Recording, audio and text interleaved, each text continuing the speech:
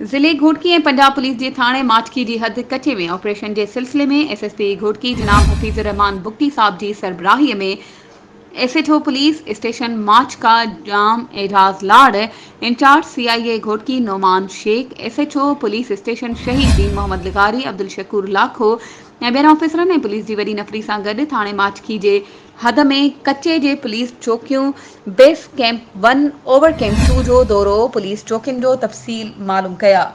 SSP साहब police picket ते तैनात police officers ऐं जवाननि सां मुलाक़ातूं कयो। एसएसपी डॉक्टर हफीज़ुर रहमान बुगटी साहब घोटकी के एसएचओ पुलिस स्टेशन माचकी जाम एजाज लाड़ थाणे माचकी के कच्चे बाबत तफ़सीली ब्रीफिंग ॾिनी। एसएसपी साहब घोटकी वधीक चयो त घोटकी कच्चे में अमन अमान करे ॾेखारींदसि, धाड़ेल राज ख़त्म कंदसि, इहो मिशन खणी निकितो आहियां। ज़िले घोटकी जे धाड़ेलनि खे ख़त्म कंदसि, इहो मिशन खणी निकितो आहियां, पूरो करे ॾेखारींदसि।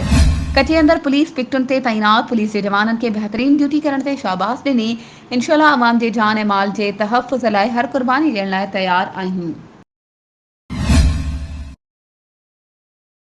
वधीक ख़बरुनि ऐं अपडेट्स जे लाइ असांजे चैनल खे सब्सक्राइब कयो ऐं हा, बेल आइकन खे प्रेस करणु न विसारिजो त जीअं असांजी हर नई अचण वारी वीडियो तव्हां ताईं पहुची